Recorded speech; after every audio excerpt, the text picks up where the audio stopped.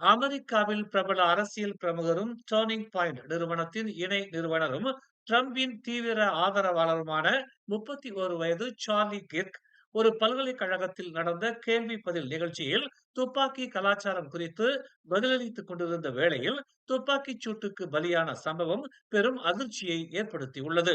துப்பாக்கிச் சூடுகள் குறித்த கேள்விக்கு பதிலளித்துக் கொண்டிருந்த போது திடீரென அவர் மீது துப்பாக்கிச் சூடு நடத்தப்பட்டது. அடுத்த நொடியே அவர் ரத்த வெள்ளத்தில் கீழே சாய்ந்து உயிரிழந்தார். இதை பார்த்ததும் அங்கிருந்தவர்கள் அலறி அடித்து ஓட்டம் பிடித்தனர். இது தொடர்பான பகீர் வீடியோ இணையத்தில் வைரலாகி வருகிறது. இந்நிலையில் அவரது மரணத்திற்கு அதிபர் டிரம்ப் இரங்கல் தெரிவித்துள்ளார். அவரது மறைவுக்கு இரங்கல் தெரிவிக்கும் வகையில் அனைத்து அமெரிக்க கொடிகளையும் அரை கம்பத்தில் பறக்க விடவும் உத்தரவிட்டுள்ளார். இச்சம்பவம் அமெரிக்கா முழுக்க அதிர்வலைகளை ஏற்படுத்தியுள்ளது. 31 வயதான சார்லி கிர்க் அமெரிக்காவின் சிகாகோ நகரில் பிறந்து வளர்ந்தவர். இவர் பழமைவாத சிந்தனையாளர். அமெரிக்காவின் முக்கிய வலதுசாரி அரசியல் பிரமுகர்களில் ஒருவராக அறியப்படுகிறார்.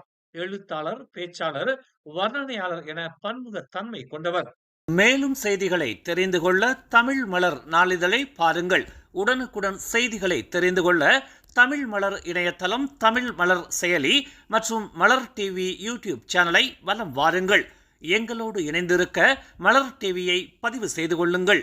உறவுகள் மகிழ்ந்திட விருப்பம் மற்றும் பகிர்வு சேவையை சொடுக்கிடுங்கள்.